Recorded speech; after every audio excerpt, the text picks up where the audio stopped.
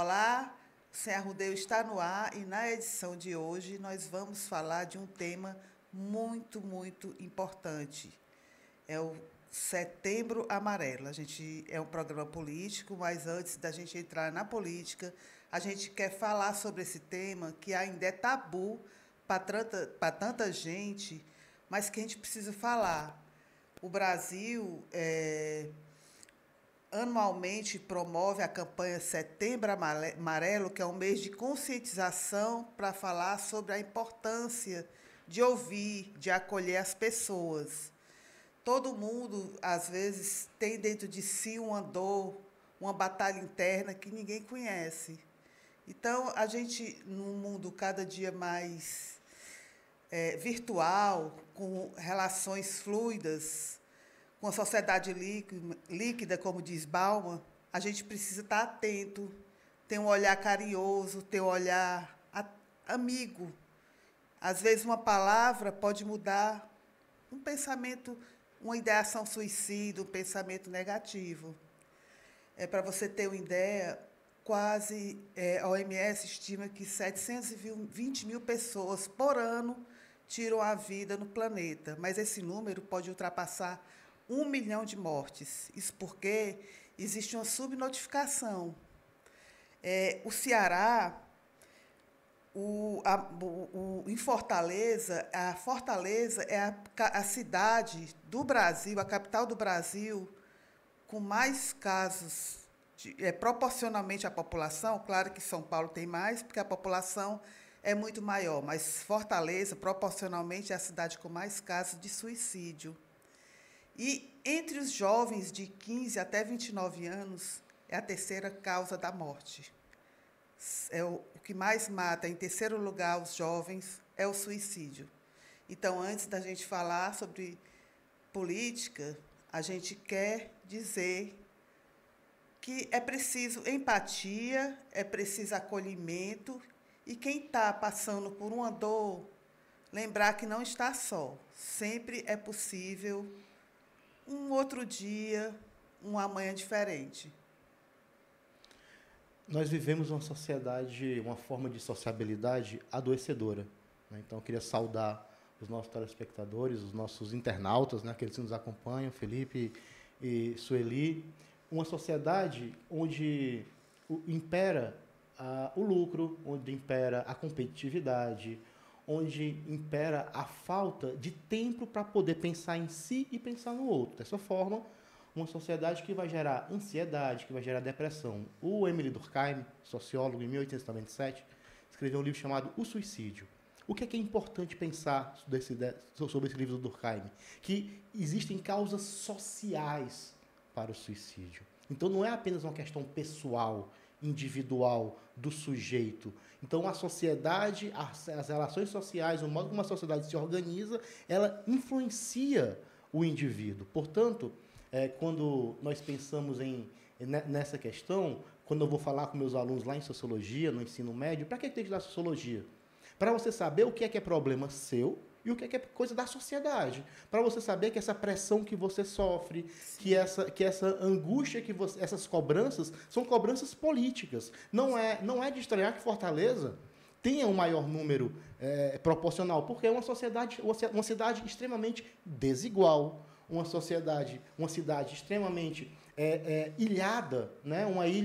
Ilhas de shopping por todos os lados. Não existem espaços de convivência pública nas periferias. Então, a juventude, cada vez mais exposta às redes sociais, às cobranças neoliberais, né? a ter que não poder dormir, né? Porque ela vai ter que trabalhar, a precarização do emprego, né? A falta de moradia, a ausência de direitos, faz com que as pessoas percam a esperança na vida. Então, o adoecimento ele deve ser, sim, tratado, as pessoas devem construir suas redes, mas vem um problema. A saúde pública não está preparada para isso. Nós não temos psicólogos, psiquiatras, terapeutas. Então, o Setembro Amarelo é muito importante, mas como um pontapé. Não apenas como discutir durante setembro e depois esquecer o resto do ano. E esquecer o resto do ano. Acho que o Setembro Amarelo é fundamental para que a gente consiga trazer esse debate para o público, mas dizer esse debate tem que ser feito cotidianamente. Por quê? Porque os efeitos dessa sociedade neoliberal, extremamente egoísta, onde você não pode pensar no outro porque tem que dar conta da sobrevivência de si mesmo, né? Então, é importante a gente pensar o suicídio com essas causas sociais, lembrando que é um adoecimento, e um adoecimento, muitas vezes, epidêmico, como tu colocaste, né? Então, é importante a precaução, é importante a prevenção, mas, para mim, que tem um plano de saúde, é fácil. Né? É muito difícil para aquele que não tem um plano de saúde. Então, é por isso que é uma questão de saúde pública. Então, de pensarmos políticas públicas, né? Tanto de enfrentamento quanto de prevenção e de pós-venção ao suicídio. Eu acredito que cada vez mais é preciso pensar nessas políticas, porque cada vez mais, com esse modelo de sociedade que o senhor falou aí, que a gente está colocado, a gente é arrastado, nem que não queira, para viver esse modelo. São padrões exigidos, cada vez a gente tem que trabalhar mais. Isso. E, assim, cada vez mais a sociedade vai estar adoecida e mais vai precisar desse cuidado, desse olhar, dessa política. Desse tempo que como se fôssemos computadores, processadores, a gente nunca para refletir. Por que tanta ansiedade, né? Porque para você pensar sobre a vida, você tem que parar, você tem que refletir, você tem que ter direito de poder ficar no ócio. Direito ao ócio. Às vezes você se culpa, você está sem fazer nada. Ao tédio. É muito bom estar sem fazer nada. Então, pensar sobre a vida, refletir, compreender quais são as minhas questões internas, né? E aí aquela oração famosa, que é muito importante, que diz, olha, o que eu posso fazer, eu vou dar jeito, o que eu não puder, eu vou tentar tratar. E claro que existe os medicamentos, existem as terapias. Então, isso é fundamental. Não é bobagem, não é fraqueza. Na verdade, é fortaleza. Sim. Você reconhecer quais são os seus limites e, a partir daí, dizer, olha, realmente tem um limite social, mas eu vou continuar vivo. Eu vou continuar buscando, lutando pela vida, tendo esperança. Mesmo com tanta desigualdade, sim, a vida é assim. Né? E lutar para acabar com essa desigualdade, né? Saindo dito isso, sim. Quer complementar com alguma coisa? Não. Eu acho que quem vai acompanhar o início, né, do Sem Arruda, eu acho que até eu aqui estou participando desse momento, você ganha fôlego, né? Você ganha ânimo, você vê como é importante você aproveitar esse espaço que é para falar de política. A gente fala de saúde na política também.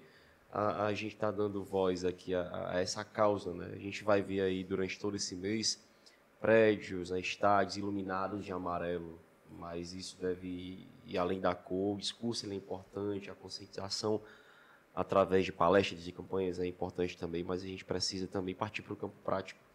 A gente vive, de fato, uma vida muito, muito acelerada, que, como o professor falou bem aqui, colabora, né, para adoecimento mental, para ansiedade. Às vezes você precisa, de fato, desacelerar, né? E, assim, pode parecer simples, mas antes da gente começar a falar das nossas pautas aqui do podcast, eu lembro muito da frase que um amigo meu falou para mim, olha, a gente tem que se respeitar.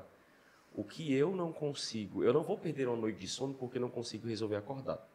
Então, assim, às vezes as pessoas elas trazem esse peso, essa cobrança, e a gente, de fato, precisa ser mais empático com o outro, mas principalmente com nós mesmos, né? Então, eu acho que essa fala inicial, ela abre, né, com o pé direito aqui nossa discussão. Setembro Amarelo, a Sueli está até com a fitinha aqui, para a gente ter vindo combinado, né? Na próxima a gente vem com a fitinha. Muito bem, muito importante, gente. Parabéns aí pela fala inicial. Dito isso, agora vamos para o tema da semana, sim, que é o julgamento do ex-presidente Jair Bolsonaro. Eu sei que o senhor, esses dias, não tem feito outra coisa desde terça-feira. Como é que o senhor está acompanhando isso aí?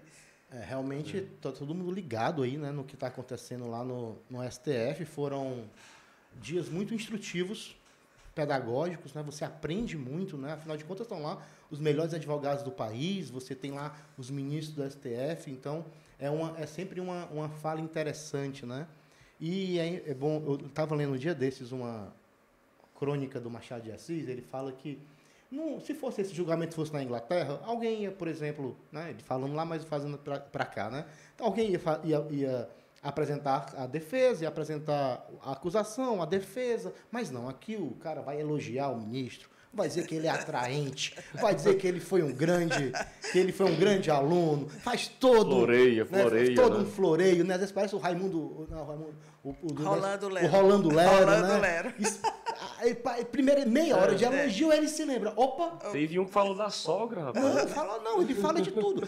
Então, antes de ir para o mérito, ele vai fazer um elogio ao teatro. juiz. Vai fazer um teatro. Então, essa é uma característica muito. Então, o Machado diz que no século XIX isso era feito. Então, continuamos fazendo essa mesma coisa. Nós não somos objetivos nesse sentido, né?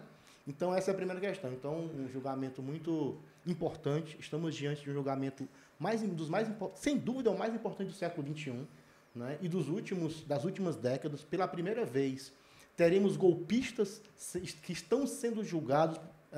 No Brasil, nunca, nenhum golpista, ninguém que tentou o golpe, que fracassados ou que conseguiram êxito, foram julgados, né? Nunca tivemos militares sendo julgados. Então, esse julgamento é inédito, primeiro por isso. Pela primeira vez, nós temos aí golpistas sendo julgados. Segundo ponto, se você assistiu, você viu que todos foram lá com seus advogados, com direito de defesa, ninguém saiu de lá com a unha arrancada, ninguém saiu de lá no pau de arara, não estava lá o brilhante Ustra com o pau de arara dele. Então, tudo dentro do Estado Democrático de Direito que essas pessoas que estão usufruindo do Estado Democrático de Direito tentaram destruir. Bom. Então, é isso que nós estamos acompanhando.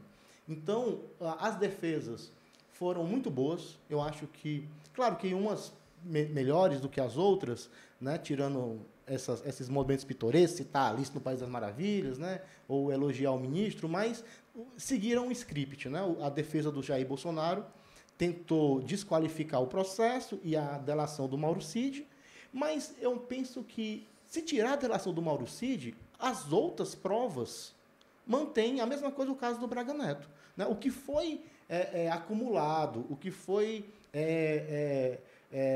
coletado, né? Diz que foi urdido, né? A fala do Paulo Gonet é muito didática, né? Ele vai encadeando os processos, mostrando que existia toda uma lógica, desde da live ao ataque às urnas eletrônicas, até o pós-8 de janeiro, até a ideia da GLO, né? Até o que está acontecendo agora com o Eduardo Bolsonaro, sim, fazendo campanha lá com o Trump para que tivéssemos tarifas, a gente vai falar sobre isso, dos prejuízos que já estamos tendo, né? Para que houvesse uma desistência desse julgamento. Mas o STF demonstra que está convicto, né? As leis estão sendo construídas. Eu achei muito interessante também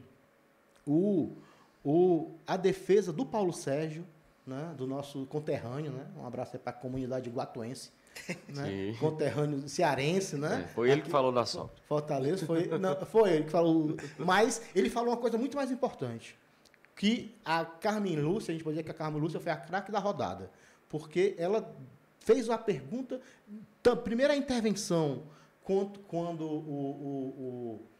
um dos advogados foi dizer que voto impresso era voto auditável, e ela disse não, o sistema eleitoral brasileiro não é impresso e é auditável, nós temos um sistema eleitoral totalmente auditável, e quando ela reitera a pergunta ao advogado do Paulo Sérgio e pergunta a ele ao que ele estava resistindo. E o advogado é muito taxativo a qualquer tentativa de golpe, então ele entrega o Bolsonaro.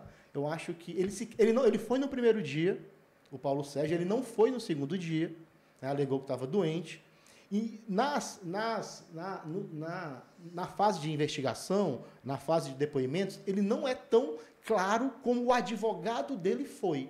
Eu acho que aconteceu a seguinte questão, o advogado é chegado para ele e disse, olha, é o seguinte, não tem jeito. Ou você larga a mão do Bolsonaro, ou vai junto. Então, foi isso que ele fez e ele entregou, né? Tanto que ele deixou todo mundo ali com muita raiva, né? Ele deixou o entorno do Bolsonaro, porque ele disse, olha, havia um golpe, havia uma tentativa de golpe. E, interessante, nenhum, inclusive o próprio Jair Bolsonaro, advogado Bolsonaro, negou que existiu a tentativa de golpe. Todos disseram, existiu, eu é que não estava lá. Então, eu fumei, mas não traguei, né? Eu tava lá, mas não estava bem, eu tentei tentei fazer com que ele não quisesse colocar o plano em jogo, o próprio Bolsonaro está dizendo, olha, eu sou apenas uma vítima. Eles armaram... Ele era o presidente. Eles armaram aí e eu fui junto. Né? Como se ele tenta se colocar como se ele fosse uma vítima, né, dos militares. Né? Mas o que a PGR diz? Né? A PGR diz que Jair Bolsonaro é o líder de organização criminosa que se juntou para poder dar um golpe de Estado e o atentado contra o Estado Democrático de Direito, fora os outros crimes menores, né? de destruição de patrimônio tombado. E a ele soma-se essa ideia do punhal verde e amarelo, porque, olha só, o advogado do Bolsonaro diz o seguinte, nada liga...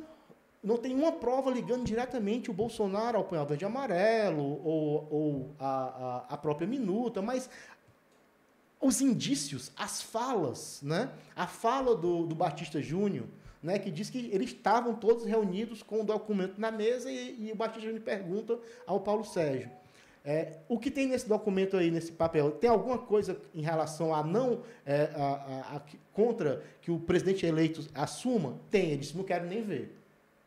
Né? O Batista Júnior diz isso, né? que negou o golpe. Né? Então, e aí é que o Paulo Sérgio tenta dizer, olha, eu tentei, ele não quis ver, mas ele entregou, ele era para ter dito isso antes. Então, acho que o advogado dele agora tentar dizer, vai ser mais demais, ele está tentando. E o outro que está tentando sair, que talvez seja algo, se alguém se salvar, pode ser ele, mas tem essa questão que lá atrás ele não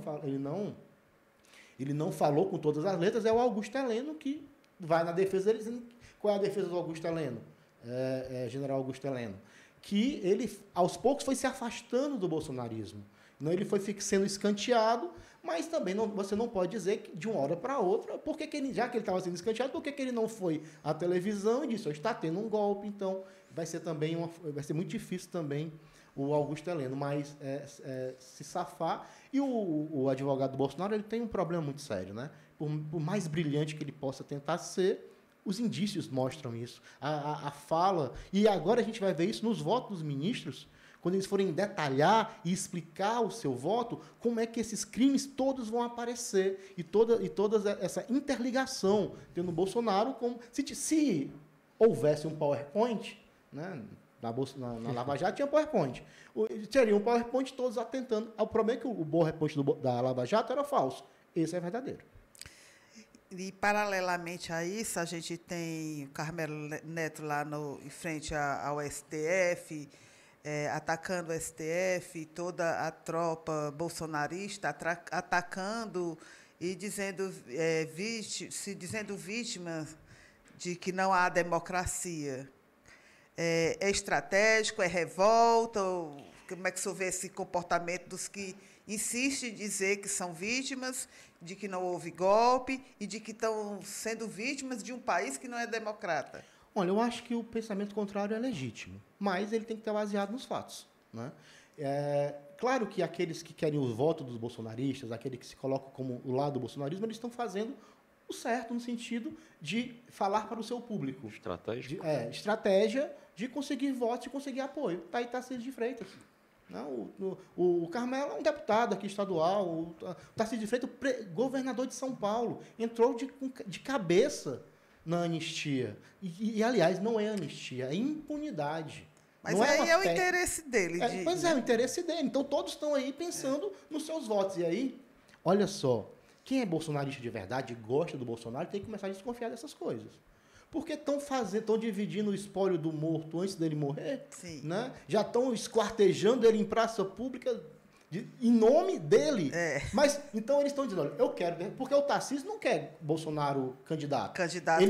Ele quer Bolsonaro livre. Porque para o Tarcísio, se a anistia sair ou não importa. O que importa é que ele está tentando. Aí sim, para ele importa. Porque ele vai dizer, eu tentei. Eu fiz de tudo para salvá-lo. E aí, por isso, eu mereço... eu sou candidato natural. Por isso, eu mereço as suas bênçãos. Então, é essa que é mais ou menos, eu acho que é o discurso. Então, eu acho que a direita, penso que a direita e os bolsonaristas vão continuar com essa narrativa, vão tentar manter o país em deflagração, porque uma anistia, esse processo de anistia, esse projeto de anistia ampla, geral e restrita que eles querem, vai deixar o país cada vez mais dividido, né? Porque agora nós temos propostas alternativas. Dos 1.400 pessoas que foram presas no 8 de janeiro, são 200 e poucas que estão presas, 140 e poucas que estão presas. Então não precisa de anistia ampla, geral e restrita. Basta a proposta do Davi Alcolumbre, do Senado. Qual é a proposta lá do Alcolumbre no Senado? É reduzir, não é anistia, é ter uma melhor dosimetria para os crimes postos para esses. Porque realmente eu concordo que alguém que estava lá, por mais que tenha cometido todos esses crimes, iludido, né, não pode ter a mesma pena de que um Braga Neto. Tramando, de um que tramou porque a massa morte. de manobra, né? Muitos foram usados como massa de manobra. Mas aí tudo bem, é justo. Mas não é a isenção. Porque é a redução, a revisão da pena. Né? Porque se essa anistia passar, mesmo como do jeito que eles querem, Bolsonaro... Para quem estava fazendo a minuta e para quem estava pichando a estátua. Então, se eles querem que essa anistia passe, a gente pode começar a atualizar o bordão. O STF prende e a direita solta. Né? E, inclusive, enquanto acontece o julgamento, está havendo a pressão da direita em cima do Congresso. E que é um absurdo, que é uma falta de respeito.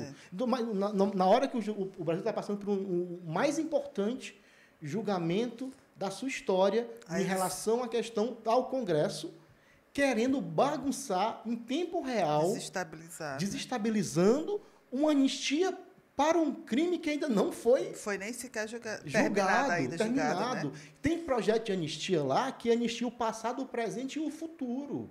Então, qual é o projeto de anistia que eles estão falando?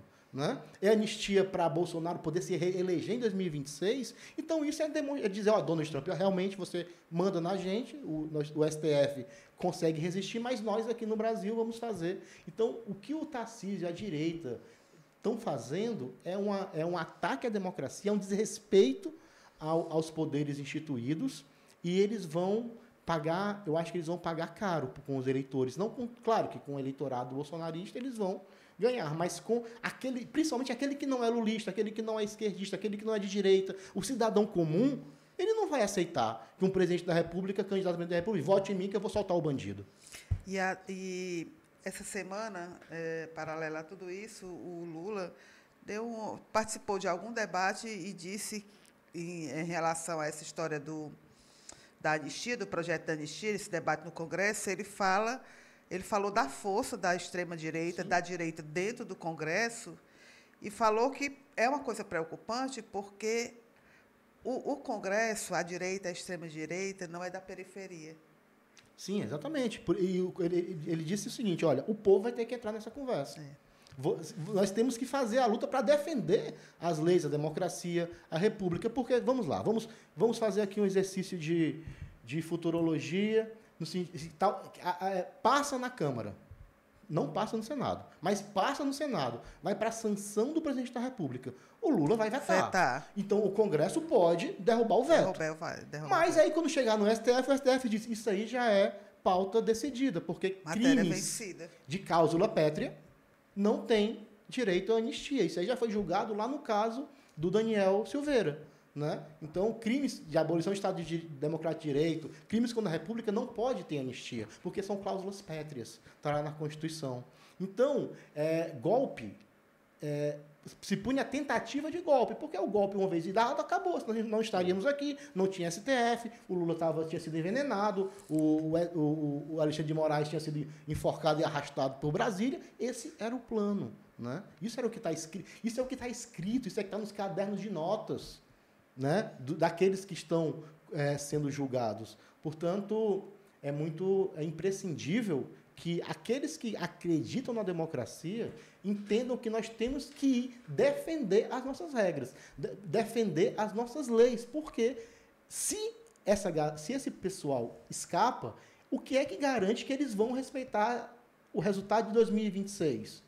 O que é que garante que daqui a pouco não vai ter um novo golpe?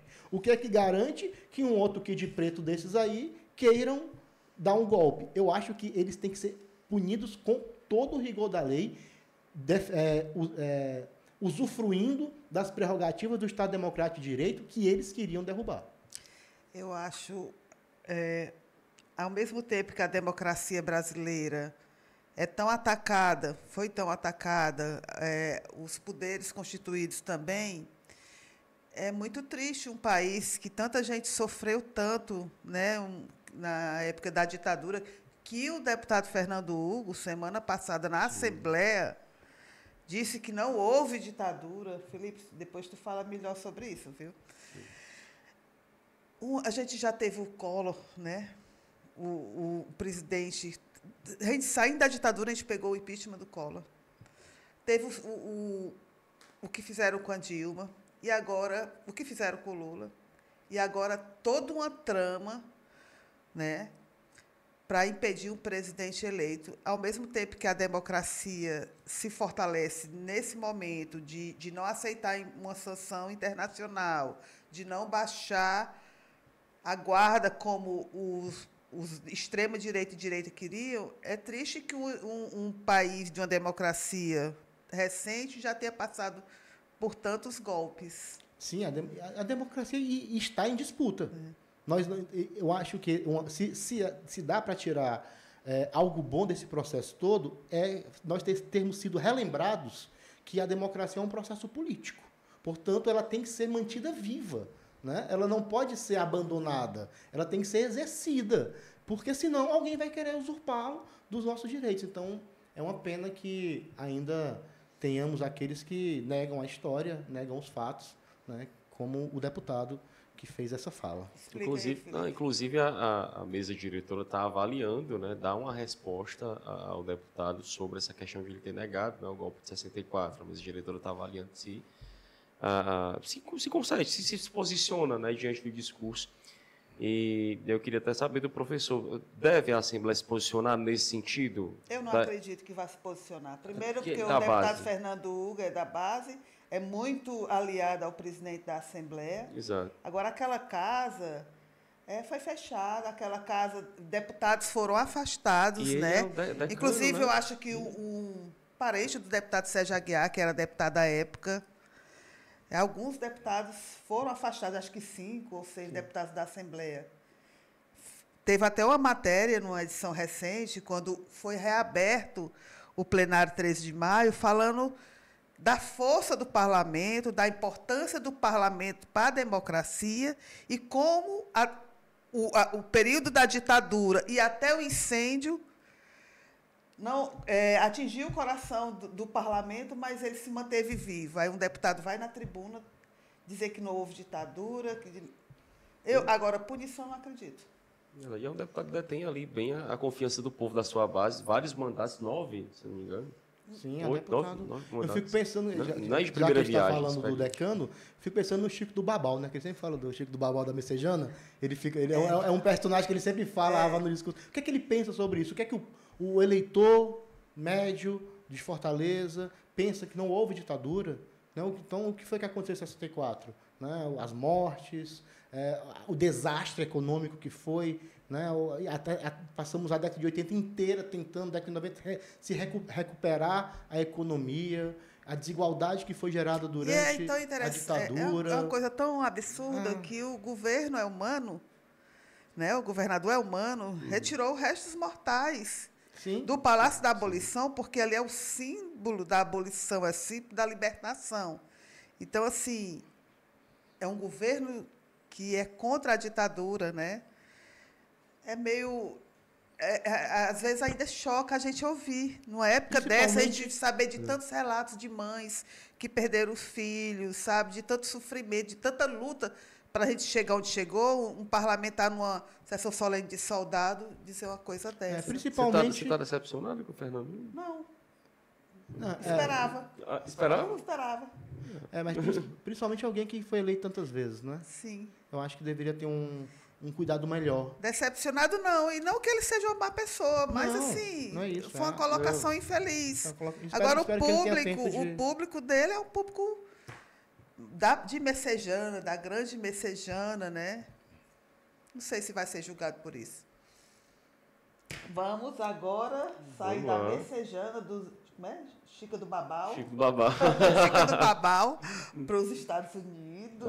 Rapaz. Onde o filho de Jair Bolsonaro quer continuar sendo deputado. EAD, como EAD, o né? professor Remoto. diz. Remotamente foram 30 sessões.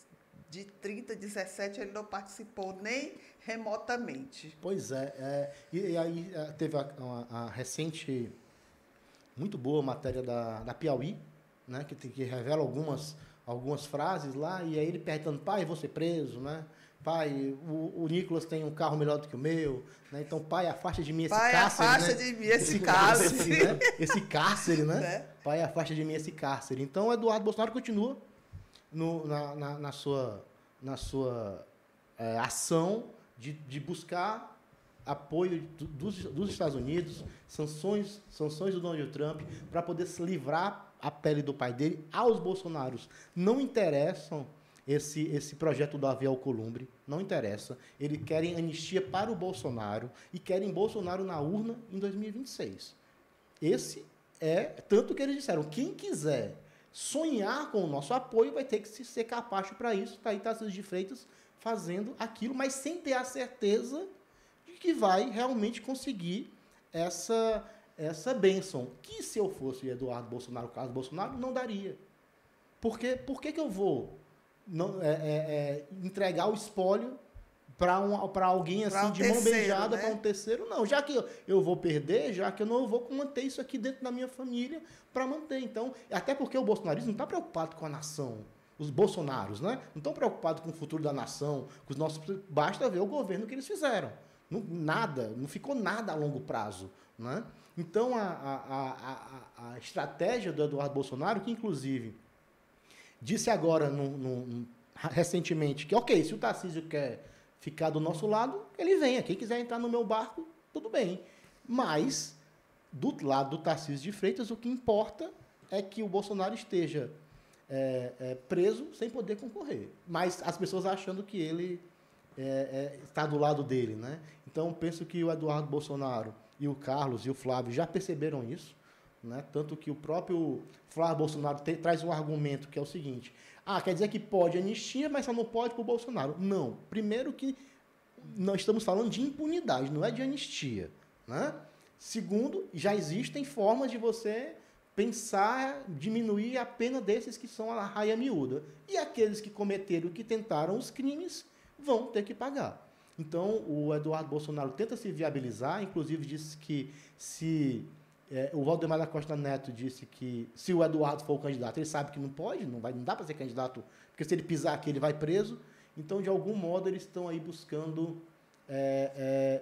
qual é o melhor momento de vender o mais caro possível essa derrota, né? E, claro, pensando no Bolsonaro, falando como o advogado dele, já pensando numa redução de pena, já pensando numa prisão humanitária, por conta da idade, por conta das doenças, das né? doenças dele. Mas aí é uma outra questão. Sim. Nós temos que pensar que é inadmissível que um deputado que está pleiteando exercer o seu mandato de fora do país, faltou a maioria das reuniões remotas. Sim. Então, ele não tá, para mim, assim também é fácil. Para todos nós aqui. Todo mundo recebendo dinheiro, ninguém aparece para trabalhar, cai na conta todo mês. Funcionário fantasma. Funcionário fantasma.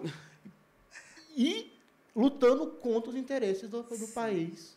O pior é isso, porque se ainda estivesse lá, né, tentando realmente melhorar, trabalhando, alguma né? coisa, mas não, quer terminar, quanto pior, melhor, né? Aí pensando só nele, né? Pensando na família dele, pensando no pai dele. Por isso que o Tarcísio de Freitas está aí. Inclusive, olha, a gente não pode acusar o jornal O Globo de ser esquerdista. E sai um editorial do Globo criticando o Tarcísio, dizendo, olha, Tarcísio, está indo longe demais com essa história de anistia. Você está querendo passar do limite. Porque a Globo entende, né, que tem que ter um limite. Por mais que eles não queiram o Lula no governo, por mais que eles queiram uma outra, eles entendem que a democracia não pode ser vendida e rifada só para poder salvar o Bolsonaro. Por falar em família Bolsonaro, prejuízos e busca por sanções, Esse é o caso para a gente puxar isso agora, mas o governo publicou, né, a questão do decreto de situação de emergência, Sim. que é mais uma governo do Ceará. Governo do Ceará, exato, que é mais uma prova de que dos prejuízos acarretados pelas buscas dessas sanções.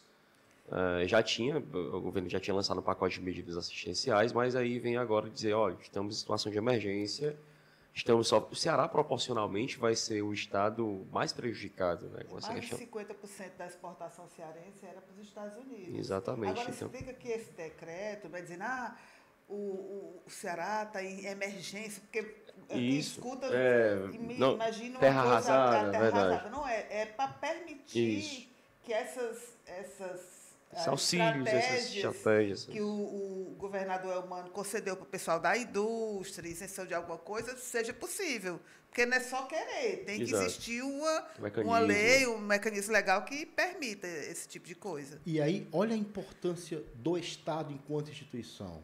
Olha a importância do Estado tendo que chegar junto para garantir emprego, para garantir que a indústria, apesar de estar sofrendo a queda na exportação, consiga vender para a merenda escolar ou consiga absorver parte do que ia para fora pelo comércio local e consiga alguma redução de imposto, de alguma coisa que o governo pode oferecer, para que esse momento passe e as empresas e os empregos fiquem. E é bom que o empresariado lembre disso quando for chegar nas eleições, não ficar apoiando discursos anti-Estado, discursos antipolítica, a pauta neoliberal, porque o neoliberalismo é a destruição do Estado. Quem é que vai salvar se não o Estado? Né? Quando o mercado, tá vendo? Quando o mercado não dá conta, o Estado vai lá e salva. Portanto, é muito perigoso. Né? Então, é muito importante que as elites cearenses elas compreendam que esse discurso neoliberal ele é muito pernicioso, ele é muito perigoso, né? Porque um Estado enfraquecido ele não vai ter condições de salvar a sociedade ou ser instrumento da sociedade quando ela necessitar. Né? Então, é bom a gente começar a repensar que temos que ter Estados fortes, Estados organizados, planejados e que tenham condições de, quando necessário, intervir, né, num momento como esse, na economia. E que seja do diálogo. Do diálogo, exatamente. A gente viu o governador do PT, né, o governador Elmano do PT, junto com o senhor Ricardo Alcântara da FIEC, junto com o da FAEC, junto com os secretários de Fazenda, juntos em uma mesa, vendo o que podia ser feito para mitigar esse prejuízo para o Ceará. Exatamente. Então, eu acho que política tem que ser feita assim, de forma pragmática, né? De forma que, pensando na responsabilidade, né? O que é que vai acontecer depois, e não apenas ficar soltando ideias aleatórias que, na verdade, elas só prejudicam o andamento das políticas públicas. E aí, porque a gente fala política pública, a gente pensa só nos pobres. Né? Tem política pública para rico, está aí uma. Política pública para rico, né? Para empresariado, assim, que é fundamental, que é necessária, que é legítima. O rico gera um emprego. Então precisa ter então tem que estar todo mundo junto. Uma organização social, mas que isso sirva para que haja uma reflexão, né, do empresariado que não vale a pena deixar o Estado como terra arrasada, né, que nós temos que pensar em colocar pessoas, em políticos e financiar campanhas que pensem em fortalecer o Estado e não destruir o Estado. Vamos falar alguma coisa ainda? Não, tranquilo.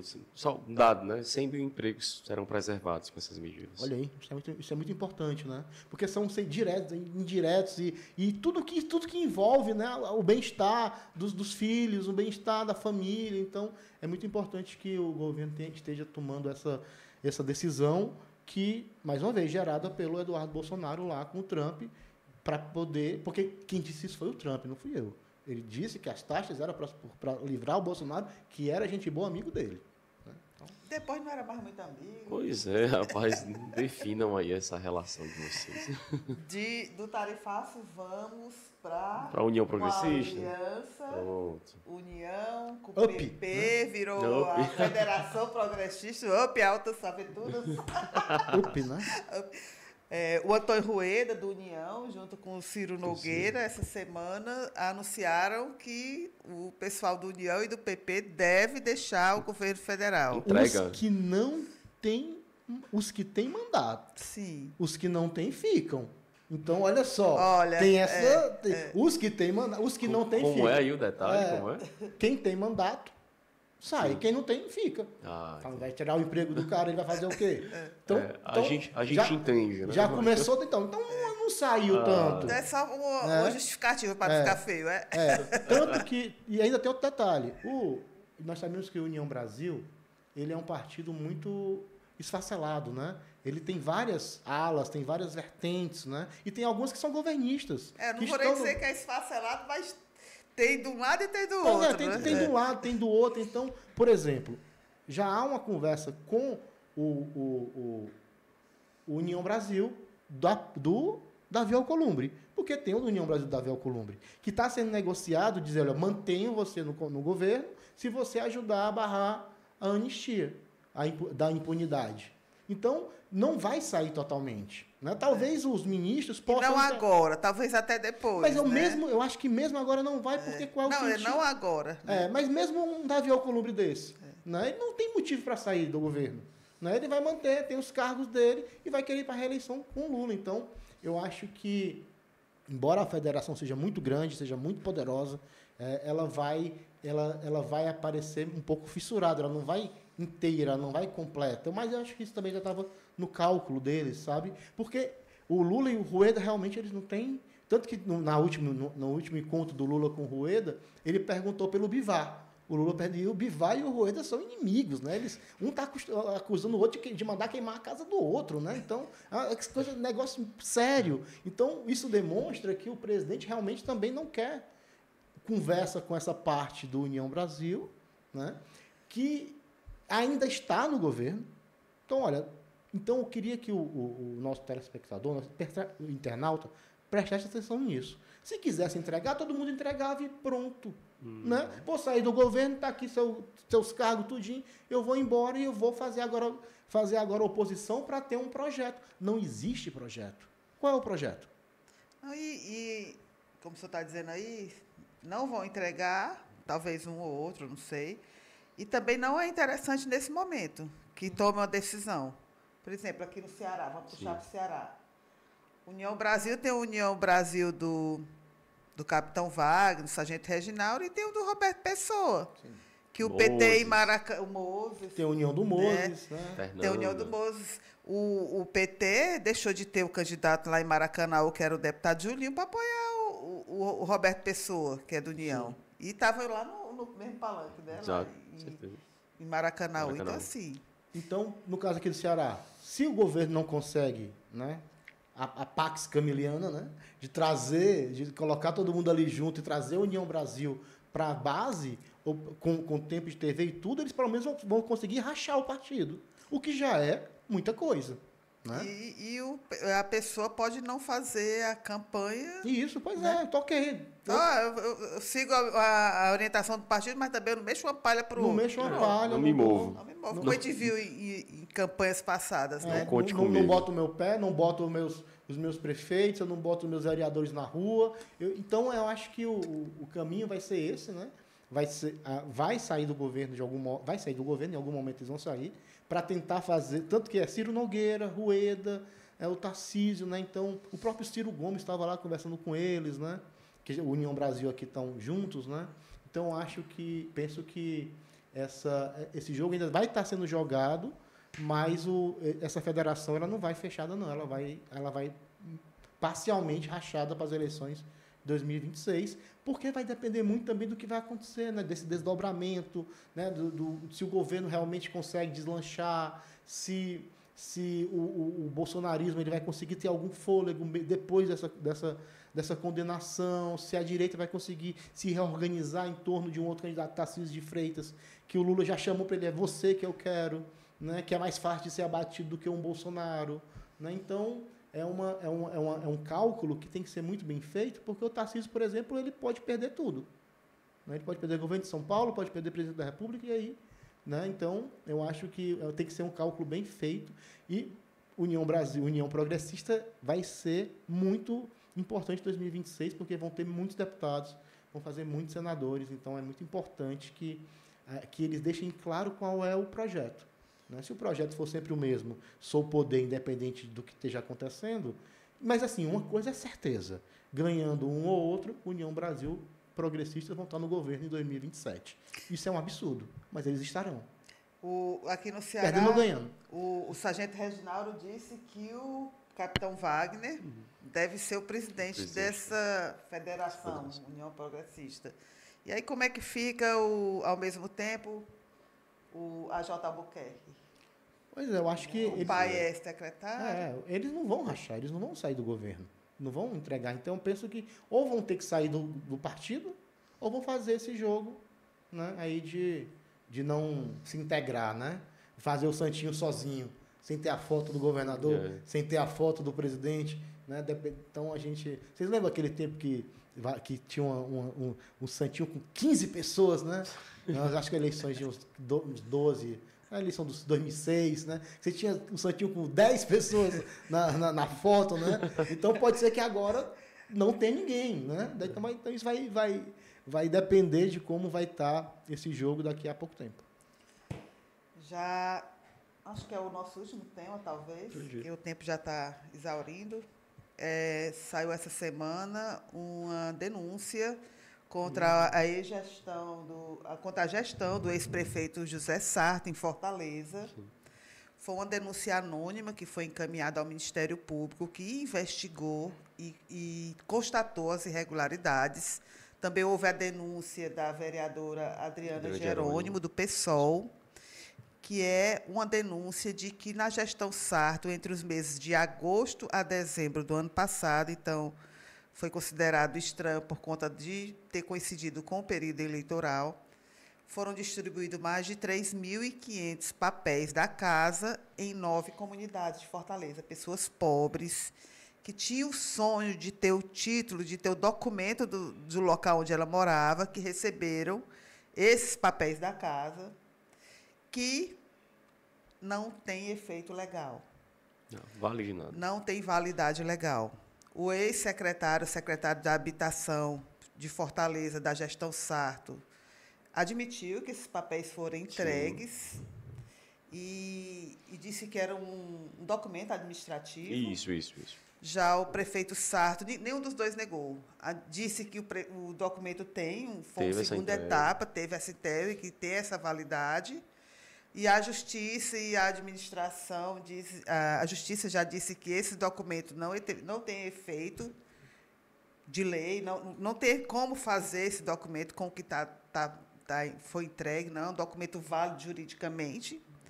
E a Prefeitura de Fortaleza, da gestão Sarto, do Jonas Desidoro, diz que é um papel totalmente sem validade legal. Então, são 3.500 famílias pobres, né, que moram em condições nem tão dignas, mas que tinham um sonho de ter sua casa que foi destruída. Como é que você avalia uma situação dessa? No fim de uma gestão já tão atacada, já tão desgastada, e aí uma ação dessa? É bom lembrar que essa política do papel da casa, né, é uma política da Luiziane Lins, né, que começou lá no Vila do Mar, né, mostrando a importância de ter essa titularidade, importantíssimo, né, para a cidade, né? Então meio que salvou uma parte da cidade muito bonita da especulação imobiliária, né? Então não tem lá prédio de 50 andares porque as pessoas têm lá as suas casas, seus documentos, seus documentos, seu papelzinho da casa, seu papelzinho da casa, de pertencimento, de pertencer ao verdade, o papel da casa de verdade. Não, esse aí foi de verdade. Mas comprovando-se essa situação, é um absurdo, né, que uma gestão faça isso com famílias carentes, com famílias pobres, com pessoas que brincar com o sonho das pessoas, e isso demonstra que política tem que ser feita de forma responsável, né? Que uma ação ruim, que um mau passo dado numa gestão, ela reverbera por muitos anos, né? Então, é importante que essas famílias tenham o seu direito assegurado, independente do papel, que seja entregue a essas pessoas o papel real, já que este não vale, né? E que nenhuma delas seja prejudicadas por conta desse erro, vamos colocar aqui erro, né, para sermos comedidos da gestão anterior. Então, penso que o que deve ser feito é que da forma mais célere possível, para que os efeitos deletérios sejam mitigados, para que as pessoas não sofram mais do que já estão sofrendo, elas recebam o seu papel da casa, recebam o direito de ter a sua propriedade. Afinal de contas, a propriedade privada é parte do Estado Democrático de Direito brasileiro. Então, se tem propriedade privada para os mais ricos, a propriedade privada para os mais pobres, e esse documento é fundamental. Então, as pessoas precisam, de forma muito rápida, terem esses direitos garantidos para que elas não fiquem ameaçadas ou fiquem sentindo-se lesadas, né? Então, é importante que isso seja tudo esclarecido e que, se realmente for constatado, aqueles que o fizeram sejam investigados e tenham direito à defesa e, se necessário, respondam judicialmente, mas, independente disso, é necessário que as pessoas recebam o seu papel da casa. Eu acho que também tem que ter um olhar sensível da gestão Evandro Leitão, de pensar que ali não são números só, são famílias, são vidas, para que também, não por um erro que pode ter sido cometido pela gestão Sarto, essas pessoas sofram ainda mais por, destruir a casa delas, né? Na última semana houve uma remoção de ocupação irregular e, no meio disso, foi destruído o do Instituto Caicai Balão. Sim. Né? Também recente, houve fala-se que houve, durante a gestão Sarto, nos últimos meses, nos últimos anos, uma concessão exagerada de licenças de pessoas para atuarem na beira-mar. E a gestão Evandro cancelou, suspendeu 1.800 concessões que haviam sido... Foram feitas do dia para a noite, ali no final da gestão Sarto, não foi? A Câmara dos Vereadores, lembra que liberou um monte de coisa. Mas, assim, não pode se matar um cachorro pelo carrapato, né? Sim, assim, sim. você tem que ver que existem 1.800 famílias que tinham seu sustento num dia e no dia seguinte não tinham mais. Então, que a gestão municipal tenha sensibilidade, já que é uma gestão do PT, uma gestão que fala o discurso de cuidar das pessoas, que veja esses casos e avalie caso a caso. Se houve erro da gestão anterior, que esse erro seja corrigido, mas que lembre da questão do cuidar e de proteger vidas e empregos. Sem dúvida, e garantir a cidadania, né? Garantir que o cidadão ele tenha o Estado ao seu lado e não apenas o contrário, né? Que o Estado, quando erra, ele seja tão célere também para acertar, né? Sim. Eu estava pesquisando aqui, foi em julho, teve uma ação do governo federal aqui em parceria com a Prefeitura de Fortaleza para entregar, de fato, o papel da casa para milhares de famílias aqui em Fortaleza. Então, isso era digamos assim, uma agenda já prevista nessa atual gestão de Evandro Leitão. Essa agora cai de surpresa, né? Para a gestão, essas mais de 3 mil famílias eram uma situação, entre aspas, aqui resolvida. De repente aparece essa denúncia e aí a Prefeitura vai ter que se planejar, independente de ter sido um equívoco da outra gestão, mas como a gente estava falando aqui, é algo que agora a Prefeitura vai ter que resolver. Até porque o déficit habitacional em Fortaleza é uma coisa absurda, né? Então, assim, são, acho que, mais de 100 mil famílias que precisam de um local para morar.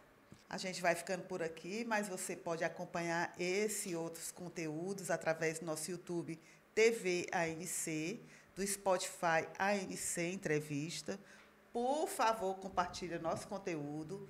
Nós estamos em Fortaleza, em 15 LEDs da Big Doll, um grande parceiro. Lá tem nosso QR Code, nosso rosto, né, professor? Estamos lá. Não se assustem, nós estamos pela lá. Cidade também. Compartilhe nosso QR Code e podem sugerir temas que a gente, se possível, a gente conversa aqui. E comentem, né? Digam o que a gente pensa, né? O que vocês pensam do que nós estamos pensando, porque aqui não é nenhuma forma de impor nenhum pensamento, é apenas para animar o debate, para que você pense de acordo com as suas ideias.